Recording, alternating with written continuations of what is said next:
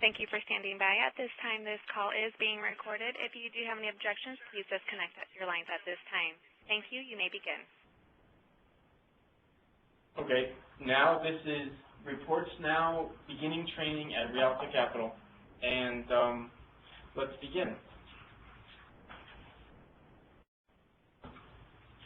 Just an overview of ReportsNow.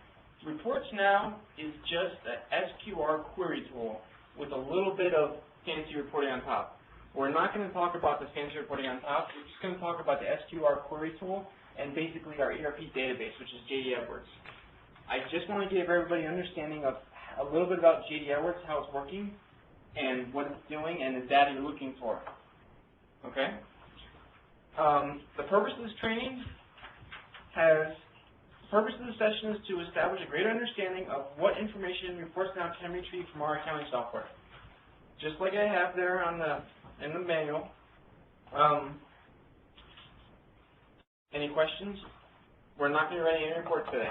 We can, actually. But next we have, what is JDE? JDE is an ERP system. It's our accounting system, our accounting software, and it's a database. It's basically a series of tables, like a series of spreadsheets that have information, columns, and fields, lines, and there's a title of each spreadsheet. That's called the table name. On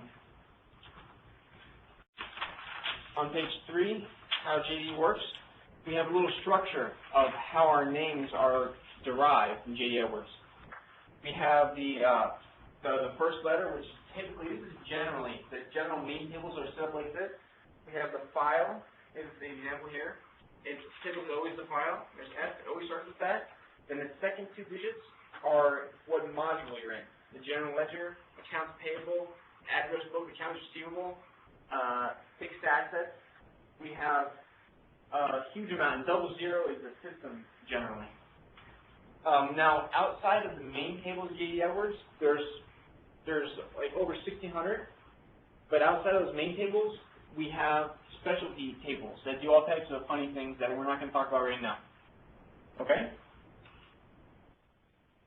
What I like about JDE Edwards compared to other ERPs is that the table structure, the naming system, has some logic built into it. In other ERPs, the voucher table, it has all the vouchers, which may sound a good idea, may sound obvious, but it gets a little cumbersome when you have complex tables. But this, you always know what it's going to start with. Like if it's general ledger, it's always going to start with F09, generally. The second part of the table represents the type of table. The common types of tables are the detail, the master, and the balance. And they all have in the KP, there's F0411, that's AP detail. F0402, AP mat balance. So that's how it's set up. It's engineered like that, and it actually makes sense.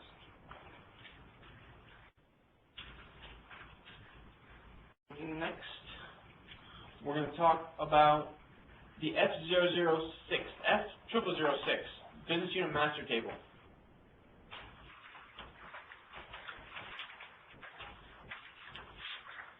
The F0006, this is a table that has, it's a spreadsheet, think of it like a spreadsheet, has 123 columns, 123 fields, okay?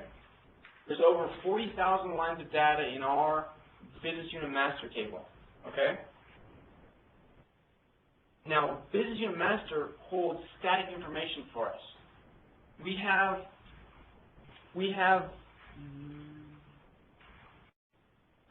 the vertical, which is we have the vertical and the horizontal axis shown below, shown here on page 3.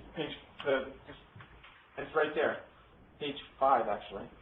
The y-axis represents the business unit, who, where the journal entries hit the ledger, and the x-axis on the bottom represents the accounts where the journal entries hit the ledger. So that's the dimensions. There's another dimension, there's a couple more dimensions, but that's basically it, okay?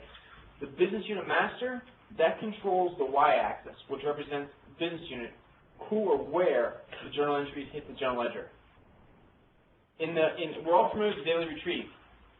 The daily retrieve is an S-based report, and it has different columns representing regions 1, regions 2, regions 5, Synovus 1, 2, 3, 5, BB&T 1 through 14. That's the business unit. If you want to affect a business unit, you have to go to the if you want to report off the business unit, you have to report off the F0006. Now, there are some, I skimmed it down, I concentrated it to, on the ReportsNow, we all have published, we all have access to ReportsNow, I assume. Okay. And it doesn't matter whether you're designer access or subscriber access. This information is just for retrieving data out of it. I just want to explain what data is. Okay? The first column in the 0006, that's the most important, is the business unit. The MCU is called. I don't want to give you a lot of acronyms, but I have to in two instances. In this instance, it's MCU. It's a key field. There's only one business unit field in the whole table. You can't have duplicates. It has to be unique. Typically, it has an 11-digit REO business unit. My example is always 52016 Eastlake 010001. Ms. Noelia, what does that stand for? What does it represent? 52016? I'll give you a hint. 52016 is the company, the first 5 digits. It's the company, the first 5 digits. The next 2 digits, what does that mean? The next 2 digits represent the loan number. The last 4 digits, Mr. Peter Berg. The last 4 digits. No. The last 4 digits is the asset. Okay. So we're getting there. 1 second. All right. Company is the first 5. The first 5 is company. Next 2 are loan. The loan. The sequential number. The sequential number that starts with 01. That's the first loan that goes REO in the company. And that's fee, right? In that company, yeah. Legal people call it a fee because it is a special purpose entity. However, in JDE, it's a company. Okay?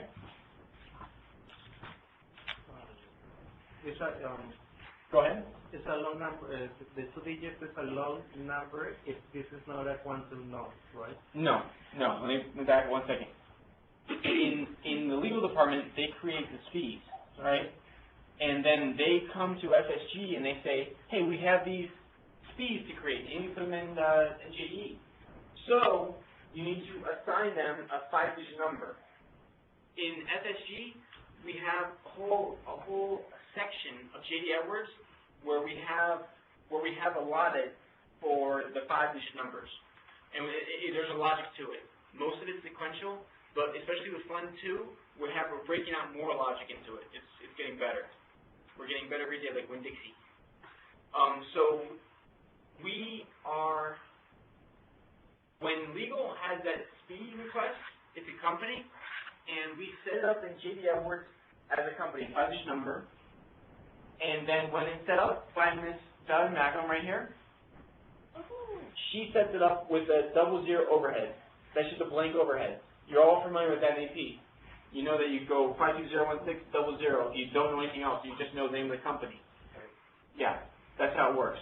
That's an overhead business unit. That's just we dump everything there. But when the business unit, we're talking about REOs here, because most of our bread and butter in this company comes from REOs.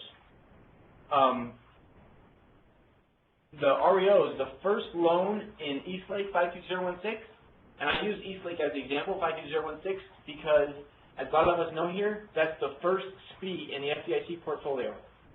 The first SPE in our segment, the first SPE in our company. So, when the first loan in that SPE goes REO, when the people that have a house and they say, you know what, my house is upside down, I'm not going to pay anymore, it's going to go to the bank, REO, then that loan is the first loan to go REO, from a performing loan to a non-performing loan. So it gets a business unit 5201601. Make sense? They're all one? The first one, it's all sequential. The first loan to go REO gets 01.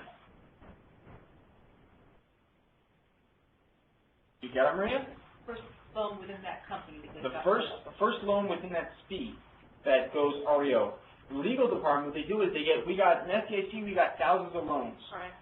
And the legal department is the one who says, okay, these 5 loans go in this SPE, these 10 loans go in this SPE, these 12 loans go in this SPE. And how do they do that? Why do they do it? Because of the liability cap. They want to cap our liability, our exposure in each SPE to $5 million. And special representatives. Yes, special representatives.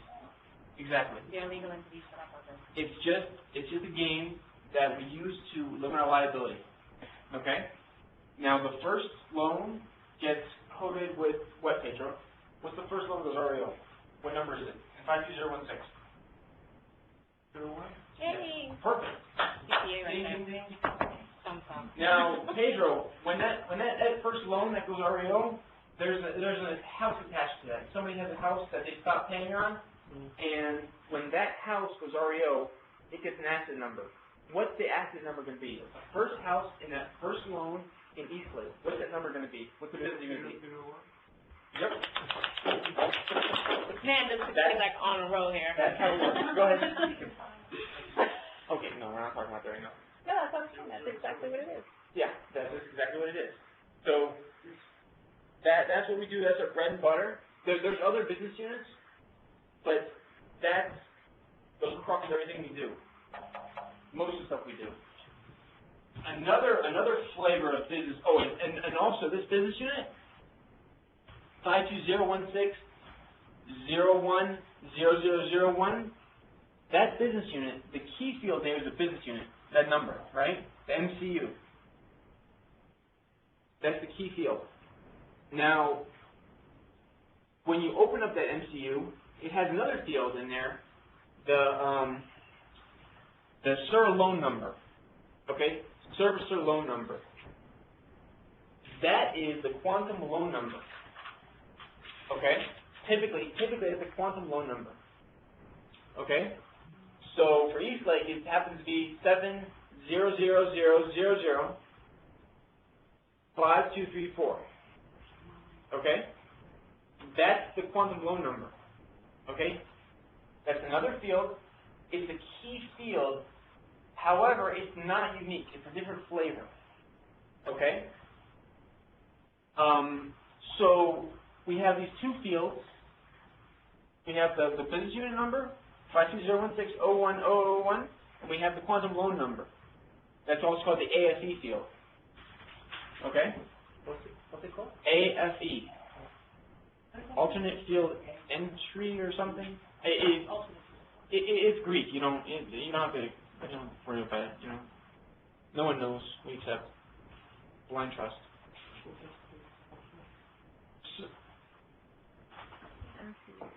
Can you give me a definition of MCU? Yeah, the MCU is the business unit number. That's what it's literally called, the business unit number.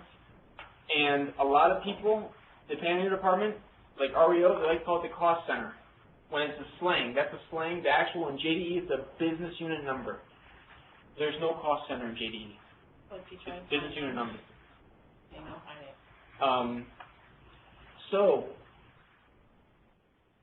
And then that business unit number, we got smart and we said we're going to attach the loan, the number it had before it went REO. So we attached the loan number in the AFE field. Now, what happened next? What happened next was we said, these business units are working out great for us. Let's put the loans into a business unit so we can track them in JDE because it's such a great thing. we need all in the same database, you know? So we took that quantum loan number, the AFE field, that loan number, and we put that into the business unit field, into the MCU field. Okay? So we can track the loan while it's still a performing loan. We have the loan servicing accounts. Those accounts will only have the quantum loan numbers in them, the 7, and then 4 or 5 zeros, and then the sequential number. Those are loan servicing business units. Those are the loans that makes sense, guys? Now, since we have that as a loan at the business unit, the MCU field, well, where are you putting the AFE field? Maria, where are you putting the AFE field? Same number. Yep, the same number. We couldn't figure anything else out, so we just said, hey, the same number sounds good. Because it hasn't gone REO yet, so, and it's going to be it can be a one loan to multiple REO business units. It can be a one-to-many. So, we said, you know what? We can't do anything else, so let's stick the loan number in both the business unit and the AFE, this quantum servicer loan number, whatever.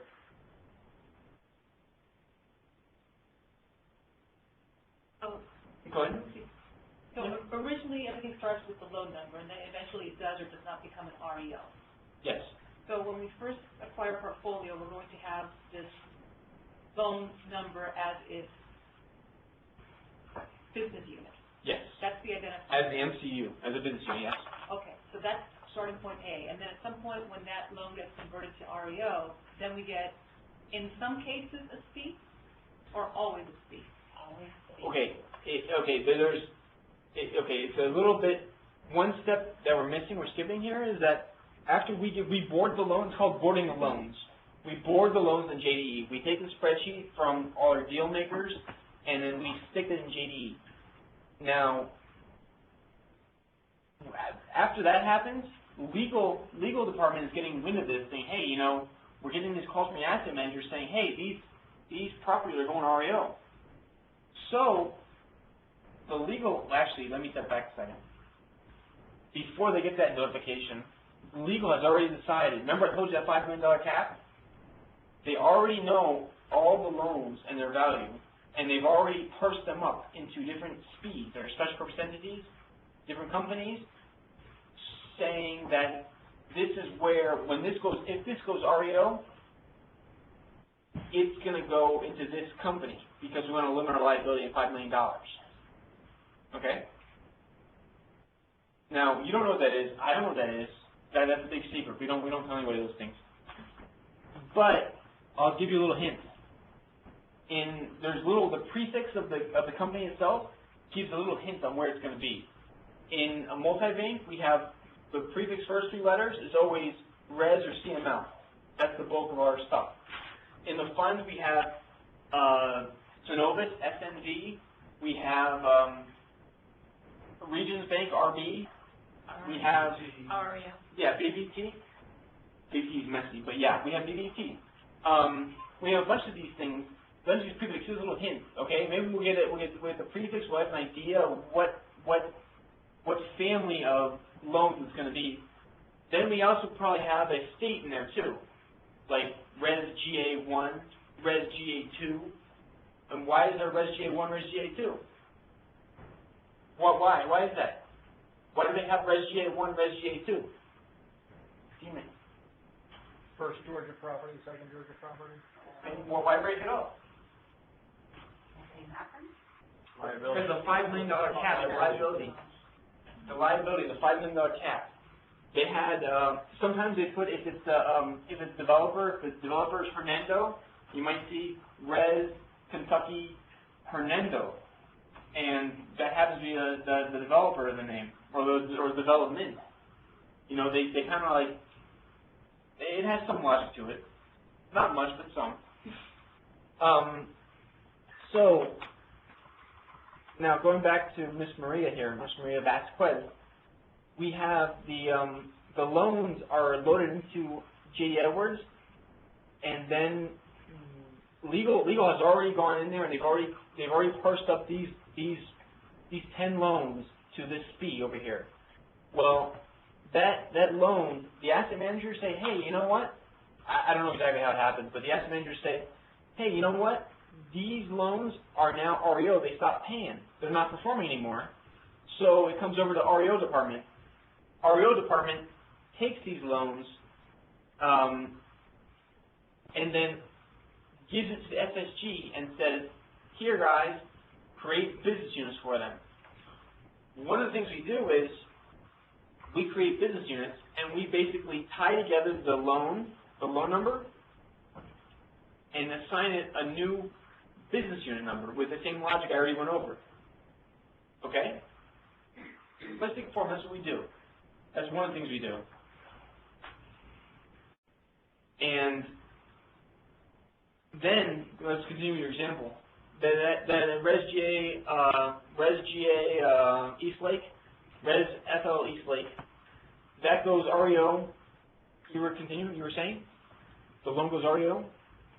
So I'm just wondering if you're researching, you want the whole history of the transaction, pre-REO and post-REO. Will you need two separate numbers? The pre-loan number and then the new, or does everything transfer over to the new number? If you query the F0911, we're going to cover that, and you query it for the AFE field, that's the second field, the quantum loan number. Can you query it on that? No, I can't because they. Oh, they have that. Yeah, it's limitation. If we query off the loan number in the AFE field, which is the key field, you can build queries off that. It will show you all the activity from when it was a loan performing and then when it went REO. Everything that was coded to that, it'll show you exactly that. Okay, but that's the field you have to. That's the one that ties us together. Yes. The two GL numbers, if you will. If I was doing an account ledger inquiry in the system, Yes. that field would link the two for me. Yes. But I still have to go to two separate GL accounts to see what happened where. Because the transactions related to it when it was a loan are going to be in one set of accounts, the 70XX. And then REO activity is going to be in the 52016 XX. Yeah. We're going to cover that in 1 second. We're going to go into well, not 1 second. Let's be honest. We're going to cover the F0911. But what I would do is, if I want to see all the activity for this loan, whether it was a performing loan or was an REO, no matter what business unit it was, I would type that loan number into the AFE field, the quantum servicer loan. Yeah, and that would give me all the activity for all the accounts. To the account ledger. Yeah, I don't know if drawdown's the right term, but yes. Or filter. You put that criteria in, and you press run, and it runs, gives you all the data. Okay? So that's it. Then we talked about the REO stuff. We talked about the loan stuff. Let me give you another curveball. What happens, Mr. Bird, when it comes in as REI? When REI, how do we handle that? Find a BU, a business unit, and then underneath that, there's individual cost centers established for each property underneath the BU.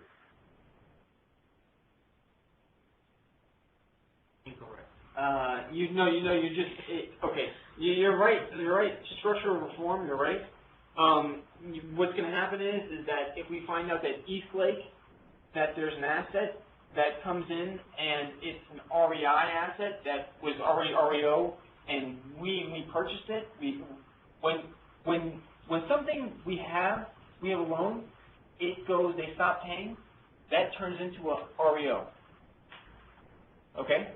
Now, when Peter like ACP or OACP in interstate commerce, where you have okay, those are REIs. Yeah. Here's what happens with them, is that we just discussed how an REO gets invented. Now, an REI happens when Peter Berg, he owns a property that's an REO property to him. Peterburg, it's an REO property, okay? But when I buy that REO from Peterburg, that's now an REI property to me, real estate investment. Real estate owned to Peterburg, and then when I purchased it, it's now real estate investment. What are you purchasing? I'm purchasing the bad loan from Peterburg. Or you would like the bank? I'm Mr. Bank. Okay. I don't know. Yes. No, I'm not a person. Isn't it the assets, the REIs are also the assets that we get as settlement, okay, versus to when we are, it's also another option like that as well too. Because I think we have like 4 or 5 options that makes it turn into an REI. One of them is when we get it as a settlement, like one of the famous ones is Rednick, when it was a $40 million deal, and as a settlement, we got some of his buildings. So now we became owners of these buildings, so they were not really REOs, and since they were operating buildings, they became REI. So in the financial statements, they are dealt separately, a little bit separately, because they're actually our stuff. They're not part of the inventory to be sold right away. That's one option. And then there are other options as well, so that makes sense. There are at least 3 different flavors of REI. Yeah. And it gets more complicated. It's very flavorful. But picking up where Peter left us, if we get an REI, how do we classify that? Where do we see that? Well, we know it belongs to legal's already. If it's an REI, we know legal has already assigned it to a company. So the business unit acquires the company number. In this example is 52016. The business unit acquires those first 5 digits as a company, and then if this is REO, then let's say we already created 01, this is 02, and then it's the first REO, it's 0001. We use the same methodology. But here's my trick question. What do we put in the AFE field?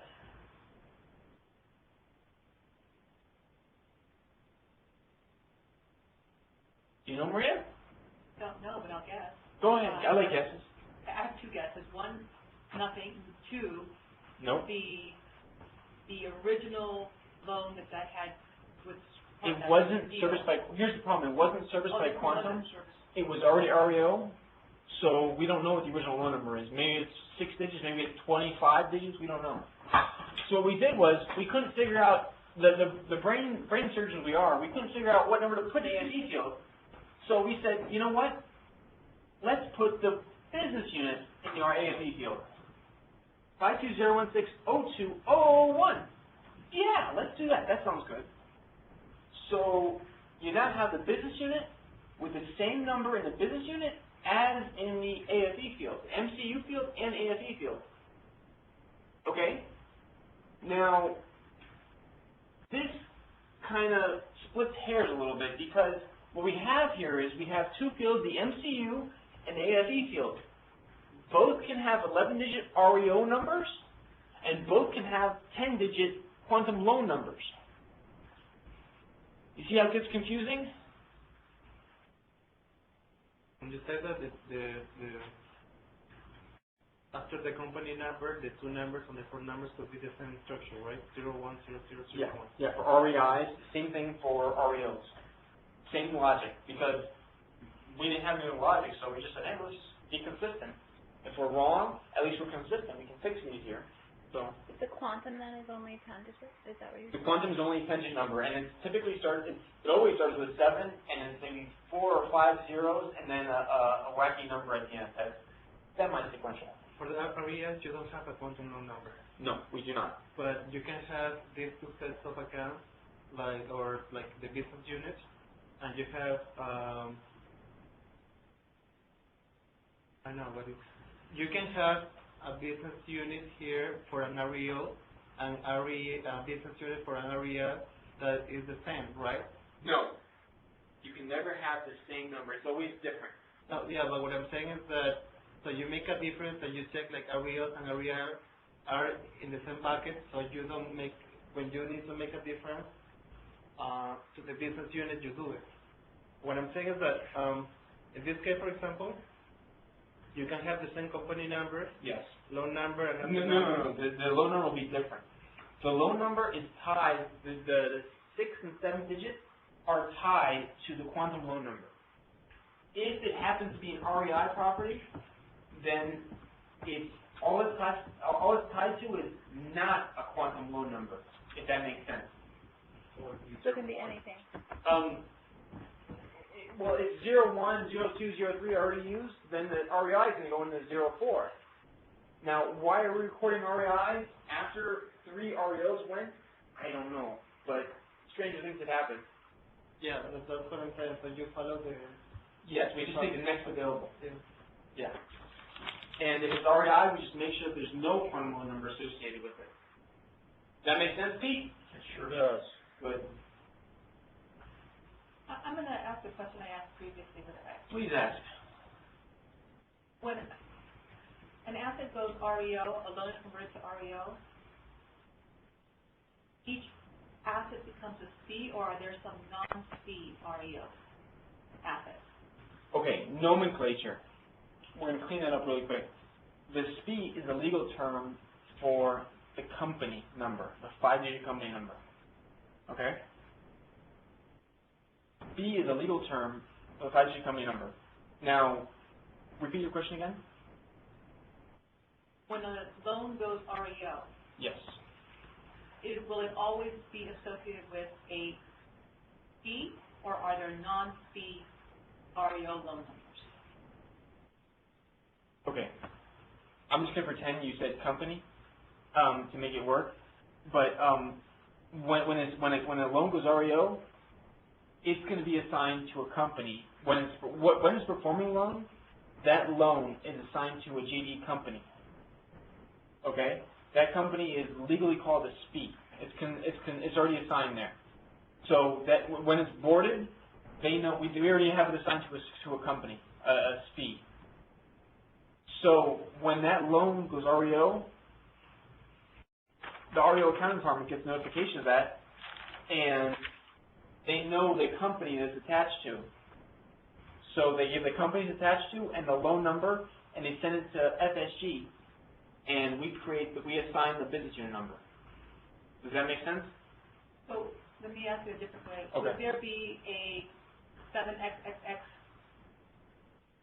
number Yes. that has no other, that is not a C, but is REO? No, never. Oh, but in the AFE field, you will have that, but not the business unit. We're talking As a MCU. business unit. No, we will not have that. Whenever you see a business unit, 10 digits, 7, 4, or 5 zeros, and a bunch of numbers, that's always a loan. Okay, it's not been converted to. Not been converted. Okay. It's still performing. Okay? Thank You get it? Check it. All right, so we're on the second thing. That's pretty good. Going to the third thing, company. Companies are key fields, but they are not unique. You can have multiple business units with with the same company. It's many business units to one company. Okay, but not vice versa, of course. Sorry, can you repeat what you just said? You can have multiple business units to one company, but not vice versa. You can't have 2 companies to one business unit. Okay? So the company is a higher level of data point, whatever. And we run just as a background in our daily retrieves, we run them from S-Base. S-Base looks at the company number, not the business. Well, for our daily retrieves, it looks at the company number. That's simple. Okay? So you can never post anything to a company number. It always has to be business unit. And it rolls up to a company. And then from a company, we report in S-Base. It's the daily financials. And then it goes to Lennar and the SEC. Okay? Oh, one was knocking. That's this one. Oh. So the REO manager. The REO manager is an address book record that we're in process of setting it up. It's in the process of being set up, and each business unit is either at the lowest level, each business unit is a house, a parcel, a unit, okay? So that's the lowest asset level, okay? Now, that asset needs to be managed by an REO manager, right? Somebody nod, shake your head? Yes. Okay, perfect. So it needs to be managed by an REO manager because they need to make a paycheck too. So we're going to go ahead, FSU is going to go ahead and put the REO manager's address, name, everything else, attach it like an address card. We're going to put all the information there, attach like an address card. The address card is going to have a unique number called the REO manager's address book number. It goes in the address book record, F0111, F0116. That's where it's going to live. So that way we can track, we can see the person who's actually working on this asset, right? So that's what the REO manager is for. But if we wanted to query ReportsNow on that field, what would be the name of that field? Okay. Can you query that? Yes, you can. You query all this stuff. It's a little trickier for this because you have to join. We can do it. But you have to literally, behind the scenes, it has to give them an MSG for it to design it for you. But we have to actually join the F0006 to the F0911 to get your detail, to get your geo information, and then join your F0006 to your F0111 to translate the address book number, and then from your F0111, we're going to have to join that to the F0116 to get the actual information on the address on the REO manager. So there is a complex join. We got 4 joins going on there, and some are left outers and some are symbols. But we can do that for you if you want. We're not going to cover that today. But yes, that's possible. And that's why we're doing it. Okay?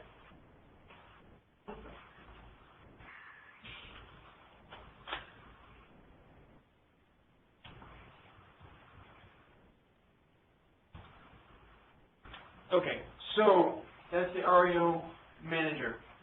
Now the description. Now, I know that AP is very familiar with descriptions on the F006, F0006.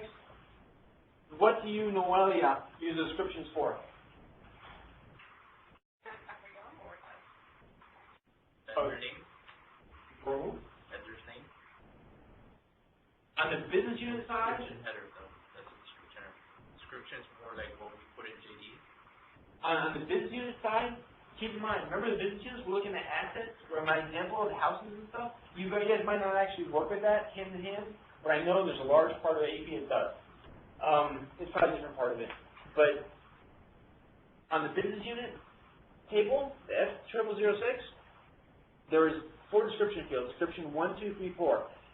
We typically put the address to the property, the street address in description line 3, and the city, state, and zip in description line 4. They would. Ever seen that? Okay, then you probably haven't seen that. Don't worry about it. I know that somebody in AP does, because they usually ask for the query all the time. That was the query that I was showing you, yes, the one from yesterday. That's the one that Yeah. is I wish you could have it. of the REO experience. Yeah, that's the query I showed you yesterday, so that you could look up the business units and how to look it up in that query. That's because now that you're saying that, it makes sense what he's saying with the address being Correct. added in that field, so. Correct. Okay. Yeah. I'll be playing with that more. Yeah. It'll be really useful. That's very helpful. I know that in some parts of AP that they actually process the REO invoices. They look at it and they see if the invoice has a street address of the REO property. They look it up on this table or in this description field and look for the actual street address and ask for the business they tag. If they have a quantum loan number, then they just go to the 7-digit where it just has the 5201601 that has a loan number attached to it. That's got a little bit more detail, but it's not the complete address. So we know it goes to that loan, we just don't know which asset it goes to, which address it goes to. So we tag it there and we send it to REO, we send it to Willie, and then Willie, they do the research and they tag it correctly, they reclassify it correctly. And then if you just know the company, you just tag it to 5201600, and that just goes to the company. Okay? So you just mentioned description, description 3 added, street address, 4 city, state, and zip, 1 and 2 are. One is typically the name of the company. The vendor's company? No, the name of the speed company. Name of the legal entity enrolled, like in that one example 52016, that's Res SL Eastlake. Okay, so that would be on description 1 of every business unit that rolls up to Eastlake. And then what description 2? You know, good question. The answer is typically nothing, but there's occasions where it's not clean. Honestly, it's not clean. We haven't cleaned that part up yet. Through our discussion, you're going to come across fields in JDE on the F0006 that aren't clean, don't make any sense, and that's because they need to be cleaned. There's only so many hours in the weekend, you know. We are working on cleaning them. There's a plan in progress, and it will be cleaned eventually. For any of these fields we're talking about, if you're not intimately familiarized with that field, and you know exactly the bridge loan field, I know for a fact that was just reconciled a few weeks ago. I know that is good. If you're not intimately aware of the field, then please ask FSG. We'll tell you, we'll say, you know what, that feels pretty good, or we'll say, you know what, that feels really shady. Speaking about shady fields, the next one is state. Oh, let me go here. On the next slide. Oh, wait a minute. Oh no, we're still on the first slide. Sorry about that. State. This field is really bad.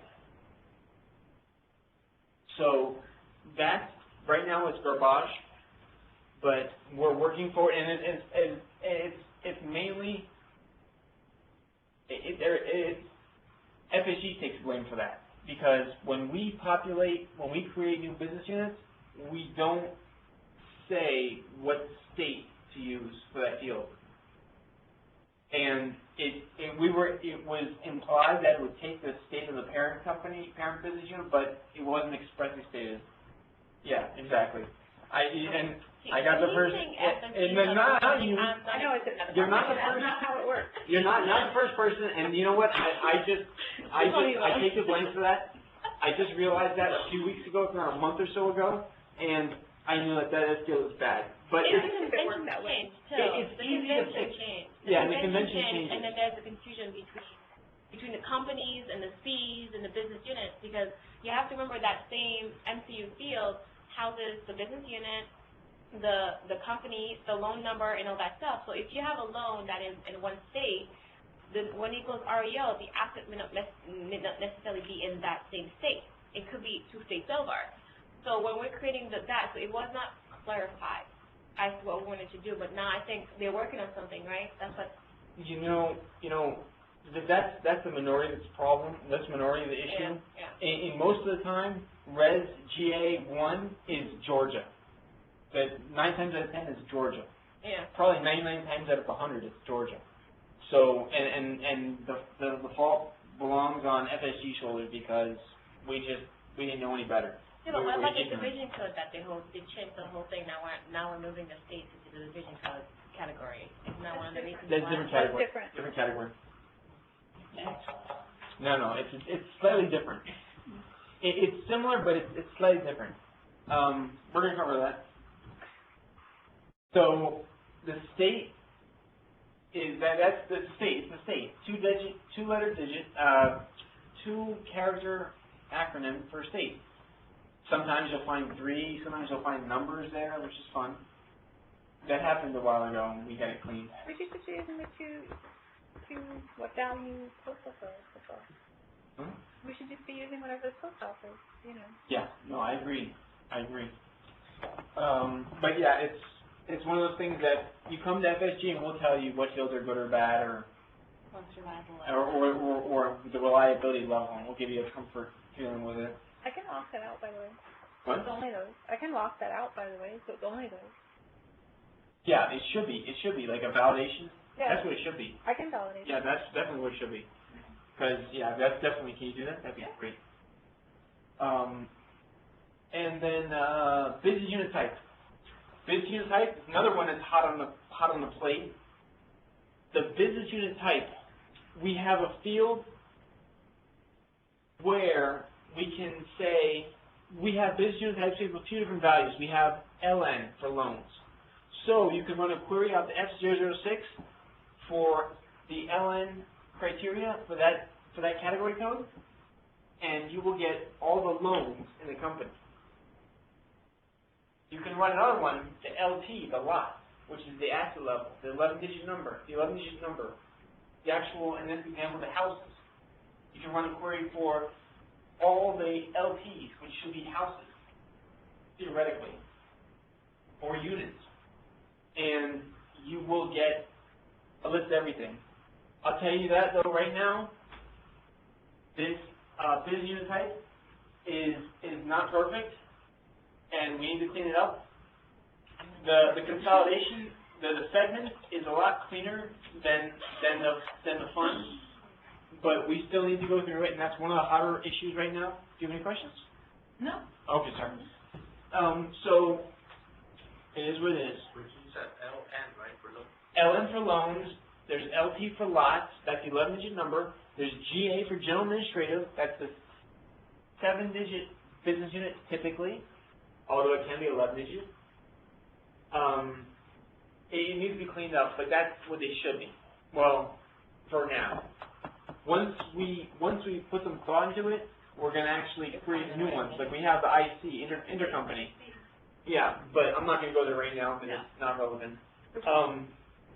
So we're going to put some thought in there. FSG is going to put some thought in there and decide how, if we can, give more detail, more value to that field.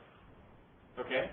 So, the important thing to keep in mind then is when you're running any kind of report that has those fields available and you try to filter thinking that you're getting the whole population, be careful because the data is still in transition. If you're going to filter off any field, please contact FSG because for the majority of everything, it's not reliable unless we say it's reliable, and then we'll tell you to what degree of reliable it is, what degree of reliability we give to it, you know. We say, it's, 1 out of 10 reliable. I mean, that means something, you know. If it's 9 out of 10, it means something better, you know. But we'll tell you, if you come to FSG and you say, look, we're trying to capture this and this, we might have a different field than you thought we should use, and that's because we know the integrity of the fields. And at this state in time, we know what they are. So that's business unit type. That's a work in process. And I didn't list I didn't put the different fields because it's still a work in process. The JV status, this is an easy one. It's one of the easier category codes. JV status is, all it says is 3 things. TJV, consolidating joint venture, NJV, non-consolidating joint venture, and NA, which is not applicable. I don't really know what NA is for. I don't know any business units with NA. It's not applicable. Perfect. Consolidating joint ventures, the segment, which we all know the segment as part of Rialto, right? We know what the segment is. A segment financial statement, those are the segment companies. That used to be called a consolidation. So the CJV is consolidating joint ventures. Those are business units that roll up into the segment. The NJVs are all other business units, such as the fund and the co-invest. They are NJVs.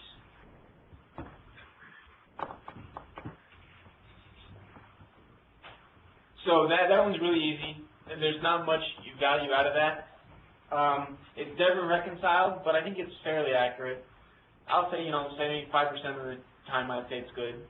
I put money on that. The next one, we're getting into the category codes. Okay? Is anybody here going JDE Edwards ever?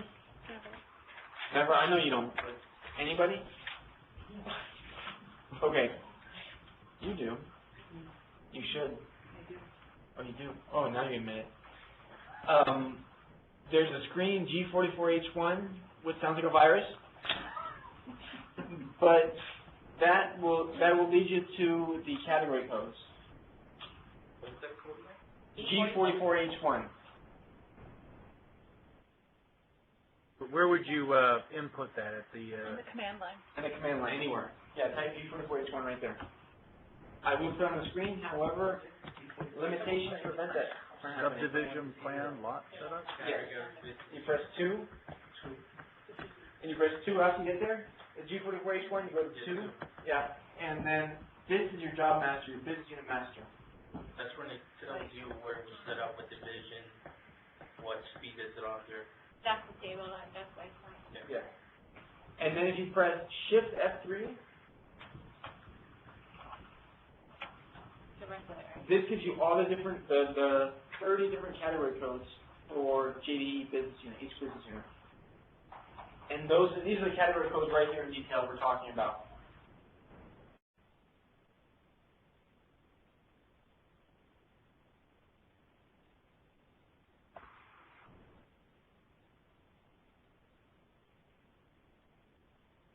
The first one is the parent.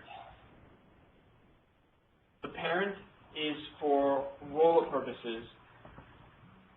S-Base uses it a lot to,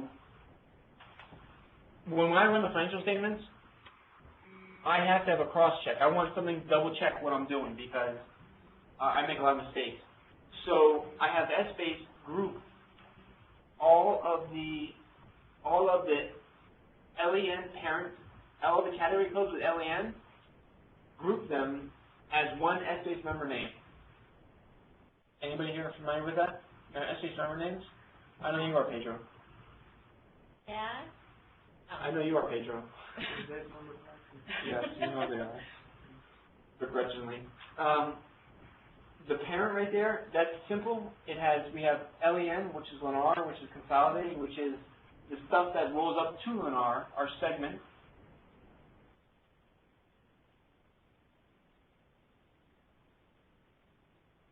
Peter Bird.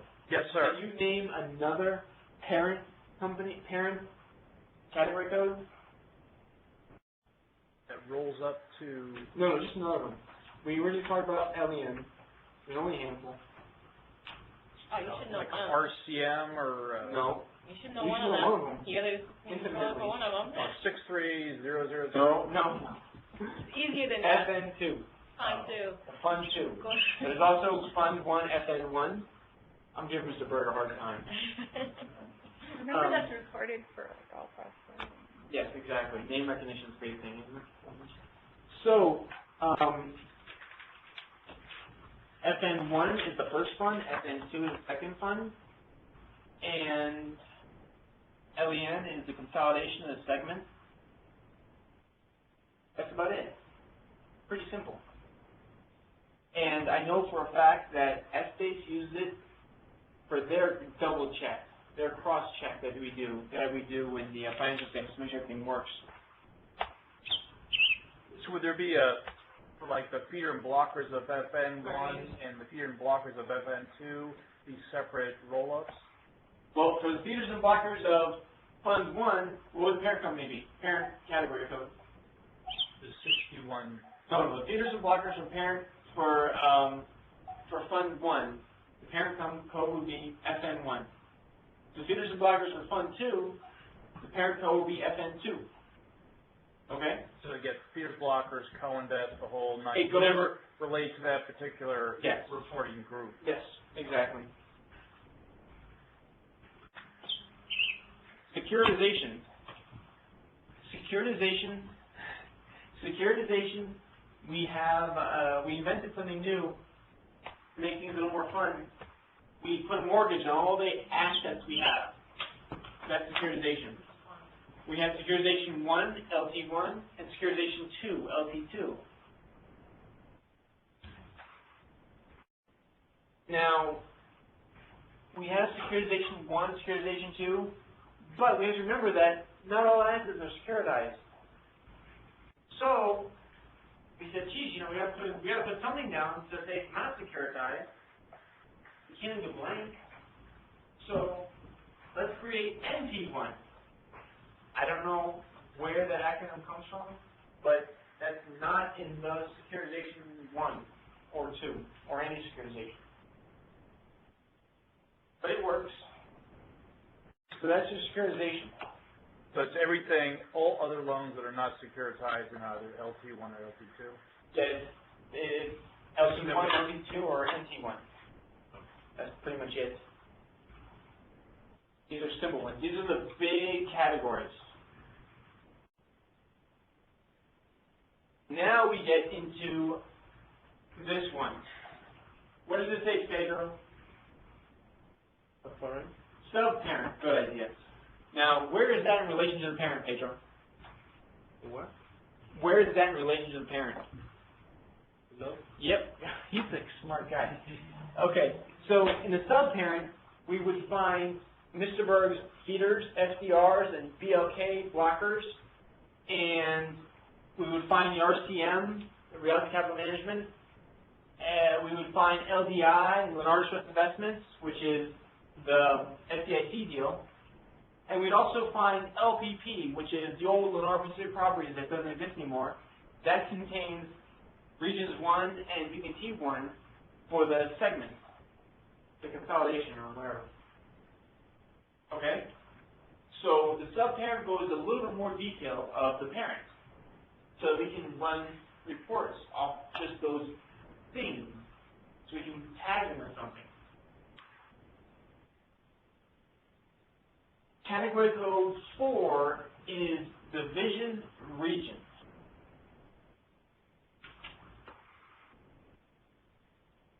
What Ms. Arshad said before was kind of correct, where some division, if you take a map of the United States and just draw lines, chop in the country in different pieces, each piece will have a different division code. Sometimes, like with Florida, they take the state of Florida and they chop it into 2 division codes, North Florida and South Florida. Okay? So it kind of goes to the state most of the time, but there's always exceptions. All right? And division/region, it's primarily to define the asset managers that are controlling that asset. Okay? That's its main purpose. Then we have the entity type. Now, here's why I was going to put the actual codes, the acronyms for it, but Joe was like, he's like, nah, don't put acronyms. That'll confuse people. People will turn it off when you have acronyms. They just tune it off and they just don't want to hear it because it gets confusing. This is category code 1, 2, 3, 4. Sound good? 11, 12, 14, 21. So, for this purpose, I didn't go into the actual codes to show you what category code it was. I just wanted to give you an idea. I just want to give you an eye opener, what's there. Also, the query that I published out to every one of you here, everyone in the company, it has these category codes in the title. Okay? Anyways, going back to entity type. Entity type has a lot of information. Entity type has REOs, REIs, LNS, that's loans, another tag for loans, LDF, loan deficiencies, due diligence positions. I know you guys, please tell me, you do due diligence positions? That's RCA, that's GNA. You know, well, it's not only RCA, but it's also the fund and fund too. Yeah, that's being done by the Corinne's group. Okay. Man, I'm batting out, striking out every time I try to flash. So, then we have allocation business units, overhead business units, CMB business units, that basically are business units that hold our CMBS assets. I know Bertha's group deals a lot with that, and she needs to run reports off CMBS business units. Well, you can just type CMB for the entity type, and it'll give you all the CMB business units, all the CMBS business units.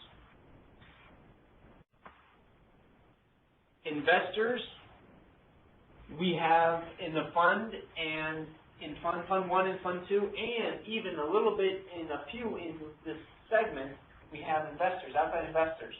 Those get the INV category code for entity type. Go ahead.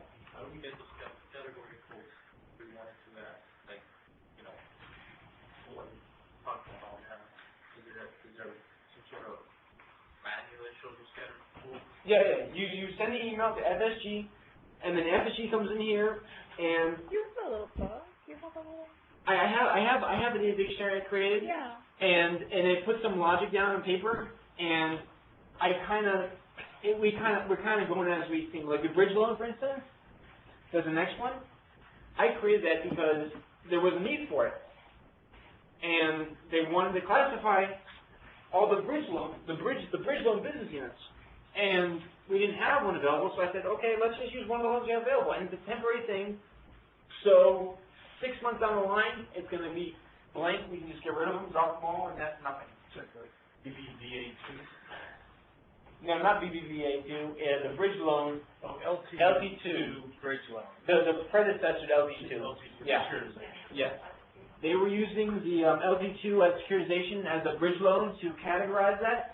However, when I came in and one day I said, okay, I got the final annex from LT2, so let me code that JDE. But when I did that, whoa, all these reports got all jacked up. They said, wait a minute, something changed huge. And I said, well, what'd you do? And I said, well, I put the LT2, I made them LT2s, I corrected them. They said, oh, no, you can't do that. That was all bridge loans. And I said, basically, let's create bridge loan category code.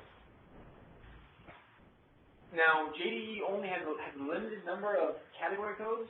Because of that scarcity, 30, because of that scarcity, we have about half of them used already.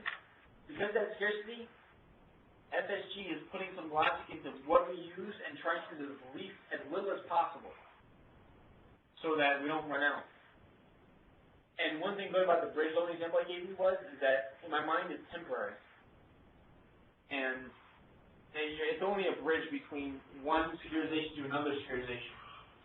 And it will go away one day, so I'm not really worried about it taking up much space because it's going away.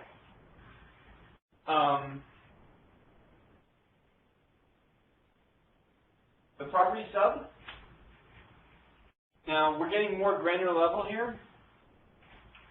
We have two fields, two category codes that define if the property we own, the foreclosed property, is a church, is a restaurant, is a single-family residence, is a multi-family residence, if it's land, it gives some characterization of the asset.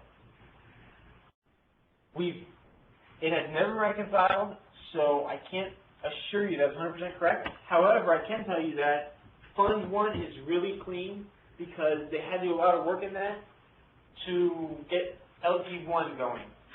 So it's a hit and miss thing. That's why you come to FSG and say, hey, we need this tax and liability. Give us a status of how reliable this category code is for this business unit or for this company. So that's what the property sub is. That's a property subtype. You know what, Ms. Magrum?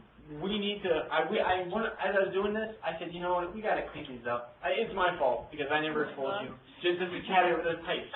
What's that? Well, I mean, property sub.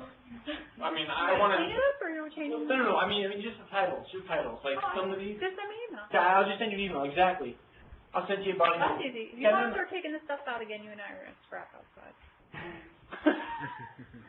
If I what? I'm joking. If you want to start taking the contents out in the database again. Oh, no. Okay. I'll change labels. Okay. No, the labels. Talking the labels. Labels are easy. Yeah. All day long. Yep. So that's one of the things the she has to clean off. Yeah. Just like we cleaned the 901, we'll clean this up. Yep. Not a problem. There's a beginning, middle, and an end. We're in the middle. And one of the most important fields here is the portfolio short name. This is very important. Mr. Berg? Yes, sir. Pay attention. I'm listening, man. I turned the page up. How Like BBT 015 or something? Yes. Yes. That's the portfolio short name. That is how we classify our different portfolios of assets. We have, I think, around 30-something classifications of assets, classifications of portfolios, and everything, our segments and our both funds, they're separated by this, the portfolio short name. Now, the portfolio short name, recently, like 6 months ago, we had to adopt a new nomenclature for it, which, as long as it's unique, I'm happy. It's fine. But that's because the portfolio short name. Oh, you know what they might know it as? The quantum node number. The quantum, what's that they use down there, right? The quantum. The REAG, but the same. BBT 2013-1 or something? No, actually, I had some interviews, but they don't use it. Well, they use, in AP, they use 5 and 6, the old 5 and 6 used to be Regions 001, Regions 005. And it's very similar to that, but it's different. It's not exact. I think The code, that's what it was. the investor code, quantum investor code, yeah. That you know, right? See, now the light bulb went on. Your light bulb goes off now? That's what it is. It replaced the quantum investor code. And the quantum investor code, honestly, I invented it because I needed something, and when the information is scarce in the early days, it was a black box. We didn't know what happened inside the black box. Stuff went in, money came out. We don't know what goes on inside. So we had to. As we were finding out what we're doing, and everybody's communicating with each other, and we're finding out more and more discovery. We go ahead and we clean it up, and now that's the portfolio short name. Important field for everybody. Collateral use. This is the second. Remember I said property sub is one property classification? Collateral use is the second one. There's some logic to it, but it kind of overlaps sometimes. It's basically the same extension of the same thing. One is how the collateral is being used. The other one is what type of property it is. Multifamily is the property subtype, and how it's being used, I don't. So what CAC code is this? Number? 23 or 24. I'll take off. It's in the 20s, early 20s. It's 20. It's right here. Collateral use. RP24. Yeah, 24. Yeah. 1 through 10. 1 through 20. 21, 22, 23, 24. Okay.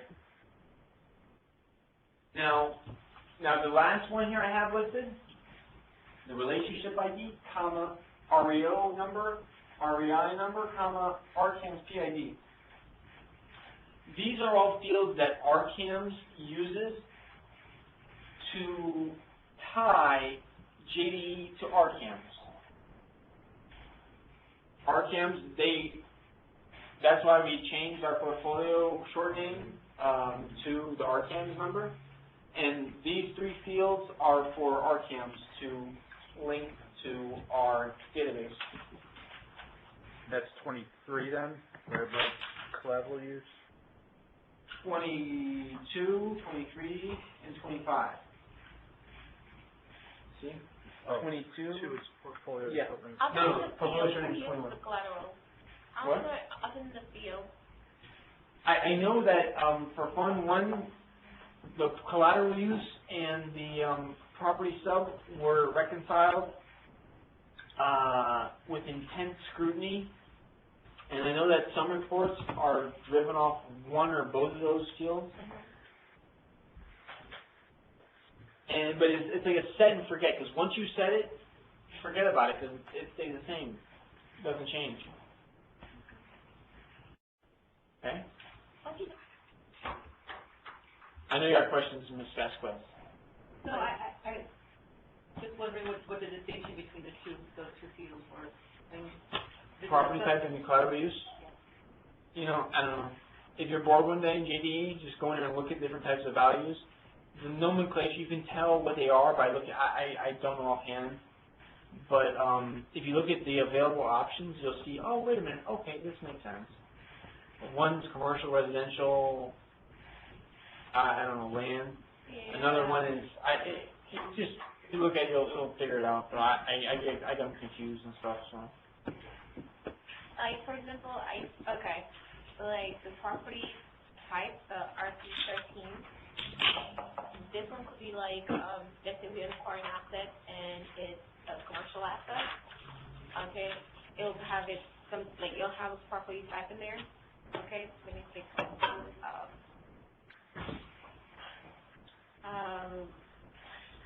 like MIX, I think that one's for mixed use, okay, and then when it comes to it actually like, for example, we have, like right here it tells you things like hospital, health, land. It's more detailed, mobile, multi-family, residential, office building, storage, things like that. It'll tell you what exactly it is. Whereas the other one is just groups it into a mix. No. All right. Any other questions with the F0006?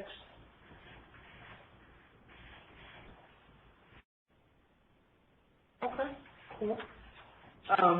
The next one is F0911. And no, it does not mean this is an emergency.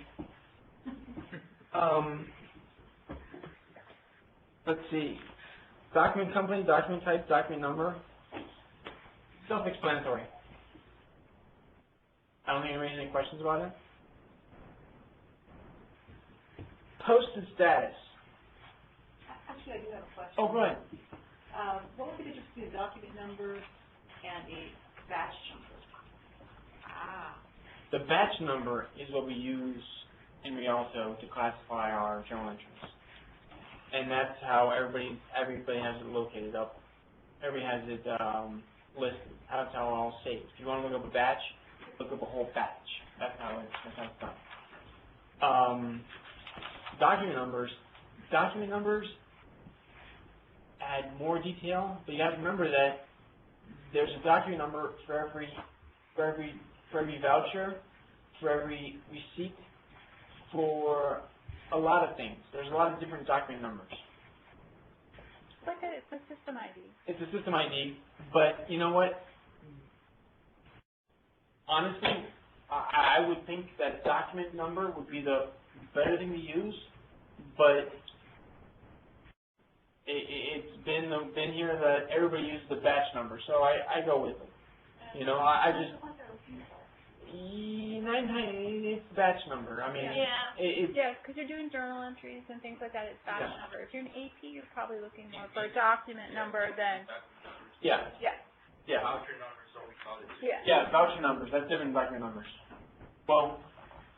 There are different document numbers. They're document numbers, but they're different types of. Yeah, exactly. It's. Every document will have is it fair to say that every document will have a batch number, but not every batch number will have a document number? No, No. They both They both have each other. Are they ever the same number? No. If they're the same number. I'm asking because if they're the that same, information I was given that Repeat information. what you just said again, Maria, about repeat what you said about batch, and will every document have a... Every document number will have a batch number, but does every batch number have a document number? Yeah. And are they ever the same number? No. Yes and no. Actually, yes to the first question, no to the second question. They're never the same number. Actually, Maria, is always different from the Maria, they are the same number when one thing happens. When you're doing something wrong, they're the same number. But if they're the same number, then you're doing something wrong. Like when I was in REO accounting, the batch number, when you use a batch, you are capable of entering multiple journal entries into that batch. However, here at Rialto, for some odd reason, we decided that we're going to enter one journal entry per batch. okay, for reporting and querying purposes, decided to do it that way. In that case, you would actually see a situation, you see one batch number, and then two journal entries. And then each journal entry would have its own set of document number rolled up underneath like that, like it will tree up. You would see like that if we were doing it that way. But now it's like 1 to 1, 1 to 1. Unless there's like an AP, which is a little bit different. It's created, generated by JDE, and then under that batch number you have, for example, 3 invoices. Each invoice will carry its own voucher number that we call document number for that specific invoice. Okay. But we're rolled up under, like she said, under that batch number, all the document numbers. Are you allowed to batch items, batch packages, or batch group entries in NAP? Yeah. So then on the journal entry section, we cannot. We can't. We just don't want us to. They chose not to. Yeah. But you guys can batch them. I can say. You can keep going. It's the amount of entry. 1,000 vouchers under one batch. Okay. So you guys are using that feature, and you're using it that you are doing it that way. Because sometimes when we pay property taxes, it's based on the parcel. So we have 1,000 parcels. We have to enter it, on that batch. Oh, so you put them all into one batch. Exactly. There you go. So that's the answer. Sometimes I wonder why, when you go to any account, you see the detail of the account, one of the columns that you see is the document number, and we don't really use it. So, and here, I think it would be more helpful to have like the batch number right away. If not, you need to go even into more detail, to see the batch number. Yeah, well, that's your report. You can customize that for yourself. Yeah, and that's On what your my question report. is. You can customize it. How the reports are put in. Maybe you can tell me how to customize, and I can see the batch number instead of the document number. In ReportsNow? No. So World JDE World Writer? You're an expert in-house right here. Oh, yeah. You open it up, I'll show you. Yeah, I can punch around it, but Okay. That's not true. it's very unreliable. But As long as it's not a system report. If it's a dream writer, I've we been can do it. seeing- But if it's a seeing world writer or faster, we can do it. I don't the fire for whatever. They're not the same. Sorry. second thing. He told me that they're I can prove it, but it's not. Oh, we only have 3 more hours to talk. They better not be. For real? That's Real. Yeah? No, I don't know. We're almost done. That's Yeah. document, voucher. It's all done now. That's really uplifting, thank you. Thank you. Double check, you got me thinking. I like to bring it to this reality. Oh, you're fully not, so. Yeah. When we're done, maybe you can talk over it. Yeah, No, between you and me, I understand, don't worry. Don't worry. Okay. but I can come back over tomorrow. The posted status. Most journal entries in F0911 have a posted status. However, journal entries do not have to have a posted status. That means that they're entered, if you enter a journal entry, before you press the post button, it's going to have a blank status. And I'm mentioning this here because if you ever do a query out of F0911, you need to have the P there. Don't get posted journal entries. Remember, journal entries entered and journal entries posted are 2 different things. Journal entries entered but not posted will never show up on our retrieve because they're not posted.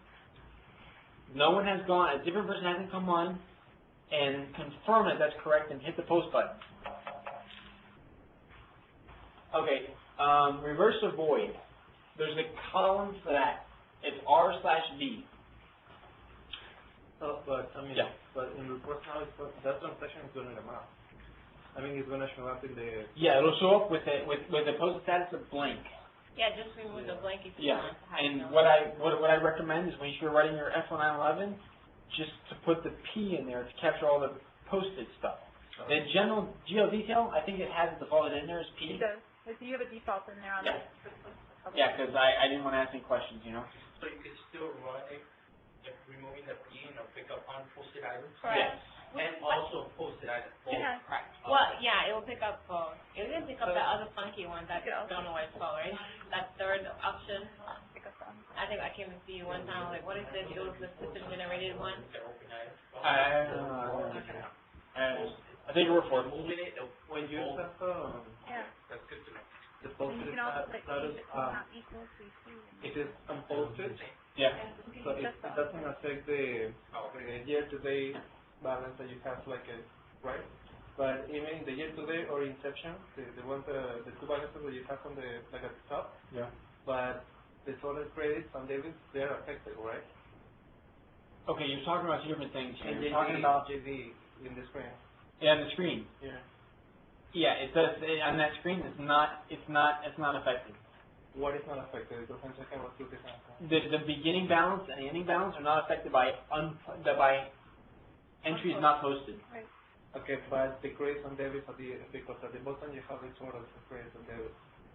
Is that, I don't know. Actually, in the truth, I always just instinctively always assumed it never captured the non-posted entries, but I have never actually tested it.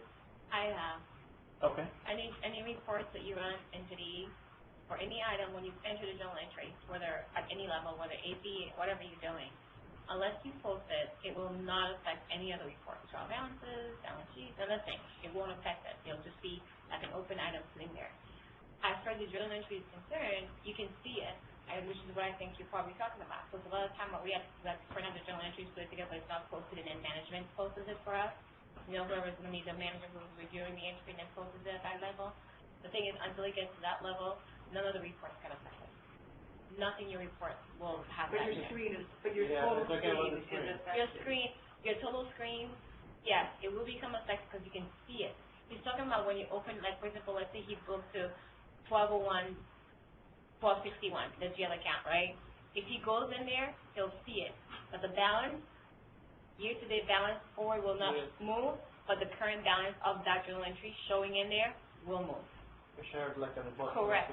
It will, you'll see that current balance, that journal entry, but the prior balance is not gonna move, and the forward balance is not gonna move. The one coming and going the next month is not gonna move. So you're gonna see a difference, a variance between the two. You know, he's talking about like when you're in a journal entry screen, not journal entry screen, when you are in the GL, and you're actually looking up a journal entry or an invoice or something, what happens is at the top of JDE, it shows you the balance of the account.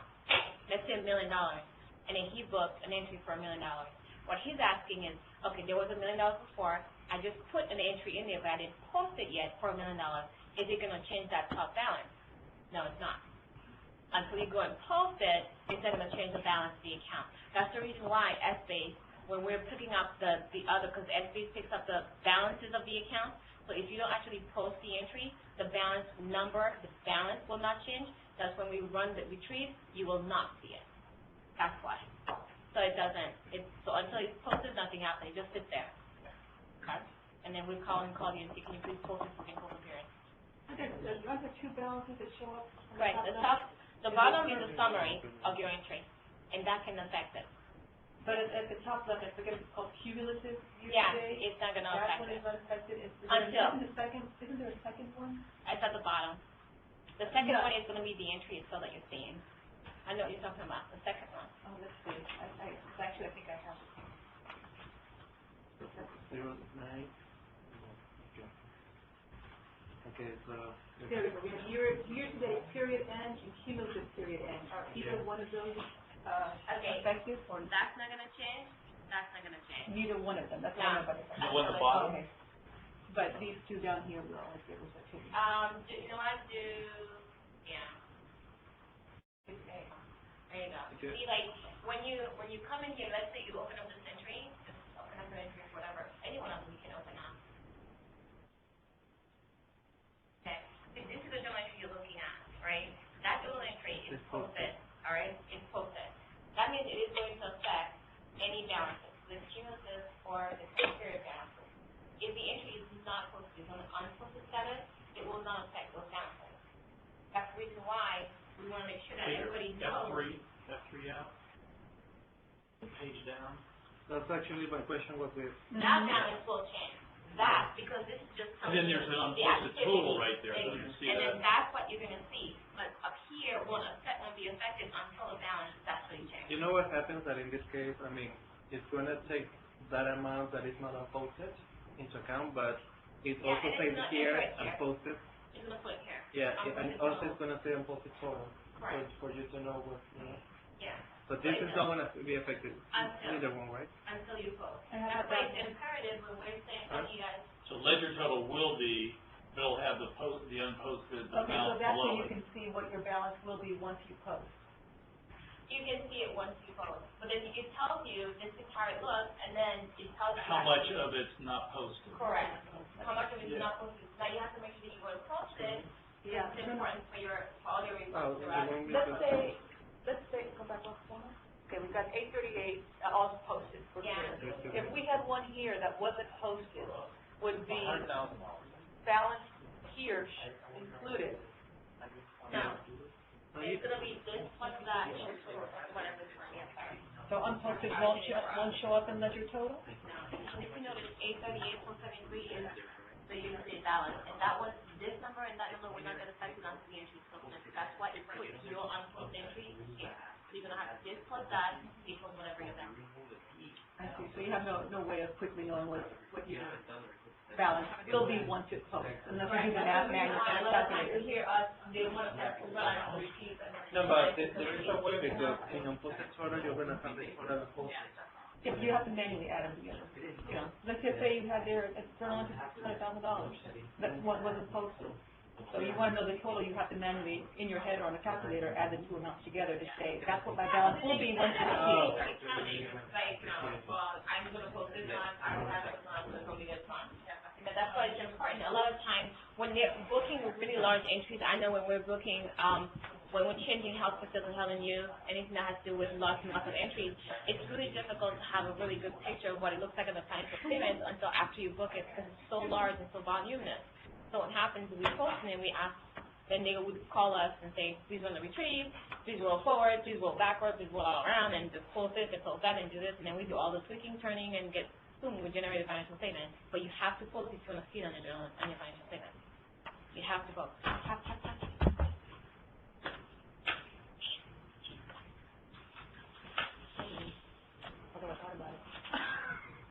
Reverse. He left this for me because it's my pet peeve, and we had a little fiasco last period. Reverses and voids. Alrighty. Reverses, actually, just now we had someone who asked us to open up a period, which you guys are all familiar with opening up the periods and posting into the period. The rule we want to go by is if you open up a prior period and you want to reverse the journal entry, we advise that it's a no-no. If you want to change the balance of that account or reverse that entry, book a journal entry against it. So if you booked in $1 million and you don't want that $1 million there, then book it out. Don't pick up that journal entry, modify it, put the little V for void, and then try to do it that way. Okay? That's a no-no. Void and JDE cannot be deleted. Should not be deleted. Don't call JDE to delete it. Don't call Grandma down the line to try to see if they can get it. Do not. It will not, and it cannot, and it should not. And we've learned our lesson the very hard way last month, and we don't want to go ahead and repeat that mistake ever again. Okay? And the current period. Okay? If you are today, we're booking for March today, and you book something like, oh my God, I shouldn't have voided this guy. You can go ahead and void it. But the fun thing about voids, and for people who have not had an opportunity to book a journal entry, the way voids work with JDE is you pick up the journal entry, you hit C for change the status, you change the status, and you put it into a void status. By putting it into a void status, what it automatically does is take the journal entry and puts the entry for you. So you don't have to go and key it in. But the funky thing about it is you have to actually go and post a void. Okay? You have to actually go and post a void. We recommend that you do that. Now, let's say you pick up the journal entry and say, oh, you know what, darn, I voided it and I didn't want to void it. No. You're going to post a void and then post an entry to reverse whatever it is, to correct whatever you want to correct. We don't, and then do not go to Our new JDE help desk. rule is you cannot undo a void. If you voided it and you started voiding it, you will finish voiding it. Correct. It actually has always been that. I think it was just a matter of, You cannot undo and the process of the period people forgot. It's just been a pet peeve. Is it even possible to undo a void? I don't even, It's very ugly, yes. really? It's possible, but it's all the way up to calling and Somebody gets that knows how to undo a void. Yes, and they're not happy to undo it. Well, it was something that it shouldn't have ever even gone to JDE Help Desk. Yeah. That is something, had they called me or Will upfront, it would not have ever been gotten to that level. But it went above us, because we're the end users, we know that it can happen and we understand what the consequences are, and it happens. And just so you guys know, this can change the financial statement, can prior your balances, it can turn everything really nasty, and you don't want to do that. Yeah, you don't have to worry about us, because we don't know how to do it. So if anybody tries to delete or void, you will see the wrath of the heavens descend upon you, because we're gonna chase you down, okay? Can you void a reversal that is already posted? A reversal? Yeah, I mean, it's a journal entry, but we don't want to. I mean, it's a reversal entry. Let's do a new entry. That's the direction that's the direction, when I first started here, a little over a year and a half ago. You're voiding two entries. Yeah. Yeah, when I started here a little over a year and a half ago, when Craig and Michelle and Jennifer were running the ship, it was sinful to void. Voids were completely and utterly not encouraged. And they knew why. Okay, but along the line, we became a little more lenient. And we paid the price. So I think we should tighten up the ship again and just make voids altogether. Prior period, you cannot void. Current period, you can void, and that's all there is to it. Leave it at that. Okay, reversing a reversal, you don't have to book an entry. It's easier to just book the entry and get it in there. And okay, and particularly when you go into a green screen of JDE, you can just copy and paste. You can literally just open up JDE, select your journal entry, select it, copy and paste it, open up a new journal entry and paste your entry in there and reverse the thing. You know, you can do little things like that without having to go through the process of. If you need to void a reversal and you don't void it, and you need to do manually, you need to do manually twice. Because it's going to be for that current period and the following period. Yeah, well, the thing is, you cannot affect the following period. You cannot open a period, the prior period and void. No. No. I will be in your queue. No, what I'm saying is that even you need to wait until the next period. Because if you're in the current period, you know. In order to void the second one. No, if you're in the current period, you can void it. If let's say today you booked an entry that's supposed to be reversing the 1st of April. With the reversal, there is no problem. You can void it. You can void it because you're in that period. You're in that month. Okay. But if April comes in and you open in the same hour, in the same where you put the hour first, you need to put a V now. So that's what I'm saying. Yeah. So you can do that, but it does. And what it's going to do is it's going to pull the second journal entry that books into the next period. It's going to pull that off the system, and then it's going to go ahead and just void the current one in the current period and then send it off on its merry way, which is fine. You know, but I know we open up prior periods and sometimes we didn't realize people were doing things like this, but now that we know, please, pass it down. Tell them that Will said. Also, there is another problem too. When sometimes some of our associates, they do a query of the F0911 for journal entry lines, and they say, oh, journal entry lines, what's this V? And they see this big spreadsheet of data, you see a little V, and the column says reversing/void. They say, oh, I don't want to see any voids. Let me just take those out of there. What just happened? And the accountant should tell you what just happened.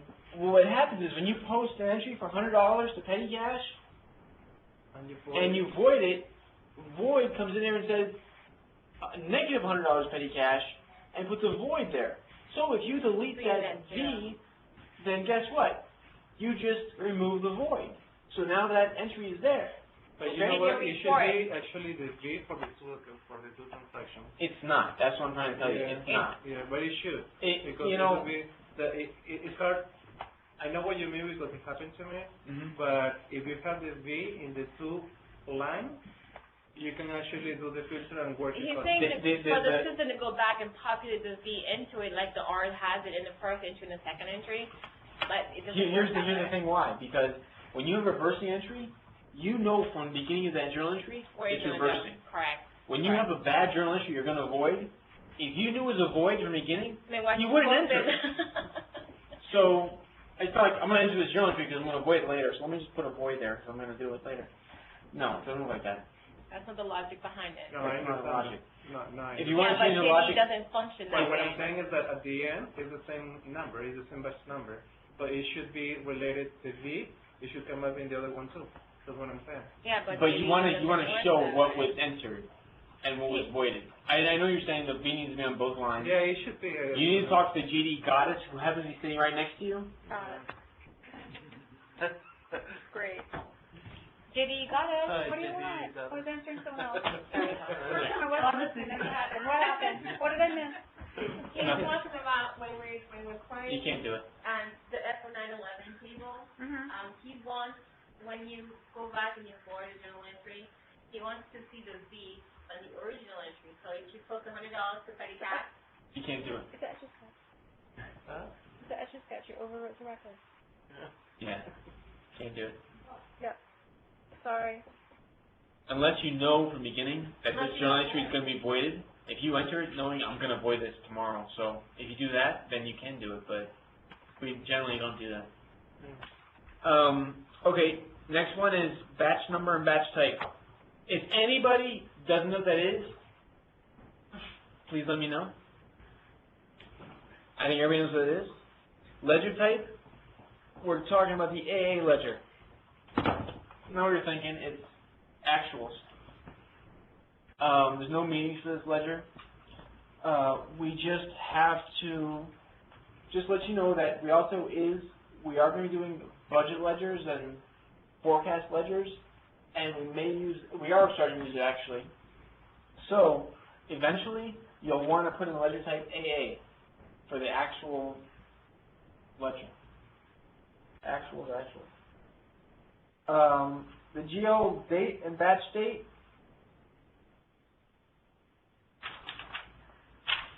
I think everybody knows what that means. The date updated.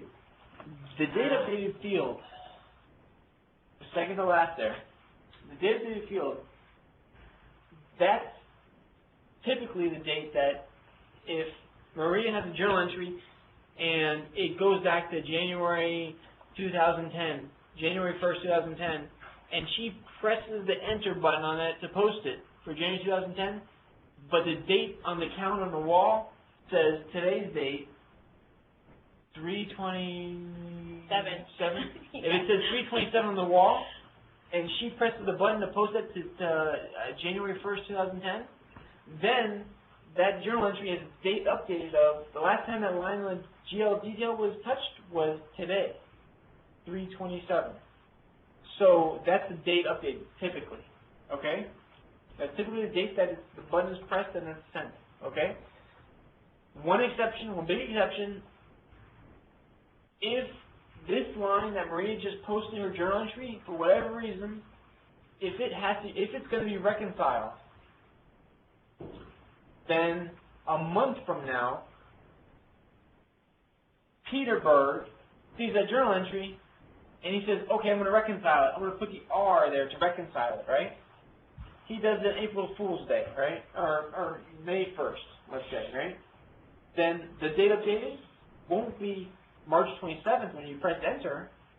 When Maria pressed enter, it's now May 1st when Peter Berg put the R next to that journal entry line. Okay? So the date update is the last date that journal entry line was touched. Okay? Most of the time it's the last date when the person says post. But when there's a reconciling flag on it or any other thing, that is the last date. Okay? So you're saying like somebody, for example, AP side, the entry was done jail date March 1st and it's posted March 27th. That's the last day updated? Yeah, the GL date versus the posted date is a different date. Yeah. So let's say 2 days later, we had to void a transaction there, and obviously when you void voucher in a batch, the batch reopens to pending status, you repost the batch, then that's the day it picks up on the day you repost the batch, right? Yeah, it's the last. Or it writes the other date. Yeah, it's the last date that line was updated. The last date that line was changed or modified in a particular way. on the F0911.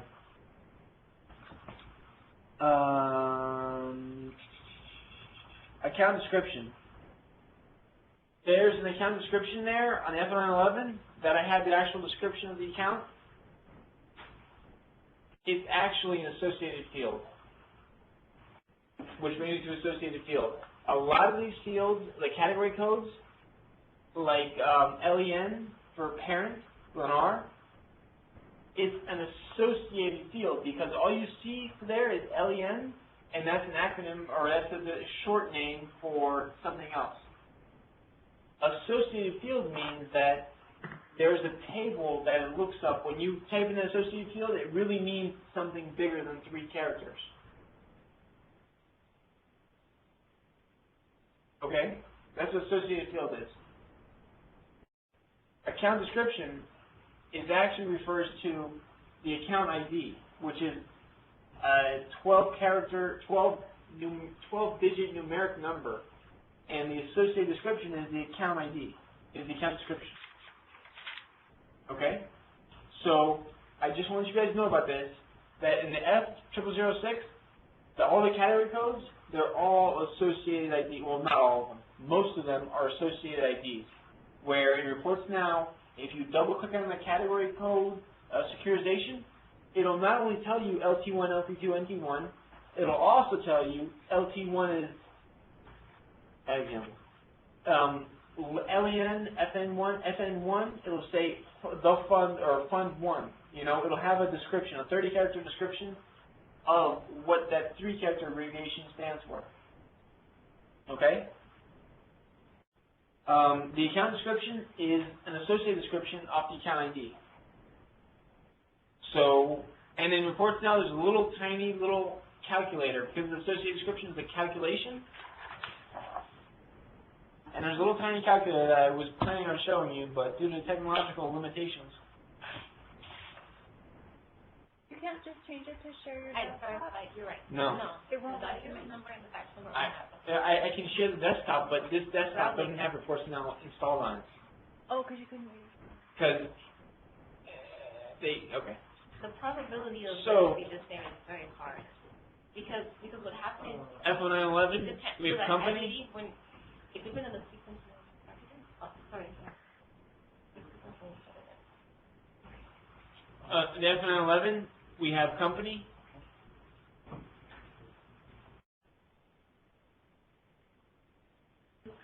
We have company. Who doesn't know what a company is? We have, are you leaving already? You're leaving this podcast? Yeah. Present. It's the entire thing. I should have given up, like, had to get it for the weekend. I wanted to, however, I was advised not to. It's recorded. It's recorded. We can replay it for him. So, yeah, it was advised not to, so it's there now. It's recorded. I know it's recorded. So what we're going to do, we're going to take that part of the recording. Yeah. I'm going to put it on his phone. So, we're almost done. We're almost done, folks. We have the company. The company is the journal entry line the company rolls up, the journal entry rolls up to. Like I said in JDE, you post to business units, you don't post to companies, and it rolls up to companies. That's how we run our financial statements. The business unit, object count, subsidiary, object.sub, and amount, these fields better be self-explanatory. The explanation alpha name and explanation remark, those are just the journal lines, and AP use them a lot. We see invoice for this, invoice for that, and it makes sense. That's what it is, self-explanatory. The transaction originator. A transaction originator is if Alex has a journal entry, she creates it. She enters this journal entry, she creates it, she says, I want to, when she enters the first piece of information, add a journal entry, and she presses enter. it now has her pause on it forever. For the rest of her life. For the rest of that journal entry, the rest of our company's life, it'll have her pause on it. Also, there's another set of pause. Typically, when she enters a journal entry, she'll enter it, and Valerie will be the one that's posting it. She doesn't post that for us, so I'm going to give her that responsibility today. So Valerie posts it, right? Typically, she's the last person touching that journal entry, that journal line. Well, she gets put on there as the last person who touched it. Okay, last modified. She's the last person to touch the journal entry line. So, gives her name. My name's on. Yeah, her name's all over the place. Lisa. Mine's on there quite a bit too. Not on the F0911, but on the F0006, but it's on there. Mine's on the F0911. Are you saying last person touched equals the last person posted? No, the last person touches it. Any change. If you reconcile it, if you reconcile the line, it's going to have your pause on there too. Like, if you, for example, here's an entry right there. Like, the person who posted it was Marvin Yves. He's not even with us anymore. But Lisa Hicks, who's not even in our department, she did something at some given point to that table at that line level. And now we know. Somehow modified. Yeah, if you didn't look at it, it won't list, but If you make a change to it, a modification, you touch it, then it will record your pause. You know, I think if you do a C for change and you have to change anything and back out, I think it records it. I'm going to have to look. I think it actually does. If you put a C and there's no change, it'll record your still pause. catches that you were there. Yep. I have to go. That's okay. I hope you enjoyed it. Oh, you get a booklet too. Oh, there's a present for you in the end. What is that? Some information, some tricks. Oh, tricks and tips? Yep. Is it a refreshing for the joint files? No, I'll do that later off key. For different days. I'll come to Yeah. you. Bye, guys. Bye-bye. Invoice number, invoice date, that's self-explanatory. You all know that. I know you guys don't know back there, but some of the people do. And then, I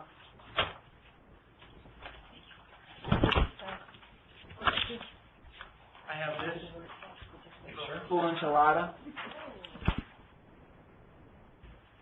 And I have. Sorry about that.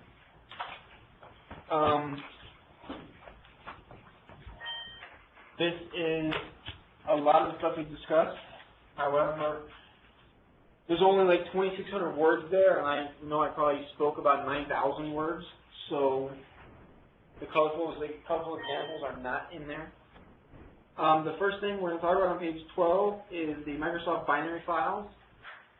I just want to let you guys know that when we deal with large amounts of data, you can go ahead and save it as the XLSB.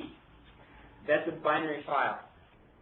It's a close relative to the XLS file in Microsoft Excel 2003, but it's literally half the size. It's amazing. That's why if you look at the financial statements, we started saving them a few months ago in this XLSB format because it takes up like half the space. And there is nothing that's lost. I have yet to find something that's lost. It basically is it's a close relative to the old format of XLS, which is Microsoft had to create a new format, XLSX, just so that it forces people to upgrade for compatibility purposes. Because if you have Windows, if you have Excel that runs XLS, you can't look at XLSX. Yeah. It's part of a scam.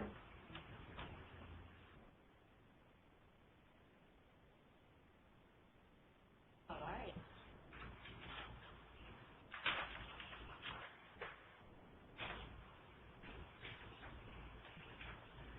What does MCU actually stand for? Good question. You good? No. MCUX is metal CLS. That's another deal. That we would kill. I would see them wrong. You know, somebody else asked me that question. I don't know what asked me that question. She's like, what does that stand for? She was reading this. And I said, good question. That's how I answered it. I have the courage to, where has to go? I have the courage to accept the things I do not understand. Is that how it works? I think it's a prayer. Something like Yeah, that. it is. Like in a 13th episode, I don't know. So, now if we go to page 13, we have a little something here that I use all the time, and I just wanted to show it to everybody. When you're querying F0911 data, this is what I call a query pivot. All it is step-by-step instructions to format a pivot so that it has the numbers. First of all, you get a parentheses, and the negative numbers have parentheses, and they're also in red, always, no matter how you change the pivot. And secondly, it also takes the pivot and it breaks it into years and periods, years and months, so that it's compatible with F-base. Okay? And since we report everything as year and period, pretty much, year and month, it makes it easier. I just find it a little handy thing I wanted to share with everybody. Comments, critiques, criticisms? Oh, now you guys Awesome know. job. Good job, good job. Good job, Hope. Thank you. Yeah. Thank you. And Good job, then, Alex. Will you be hosting a class on how to write a simple reports now, like a hands-on reports now that we have the understanding of background? I know, can Yes. we do that? Did you, Little things but like- do you understand why we had, oh, hold on.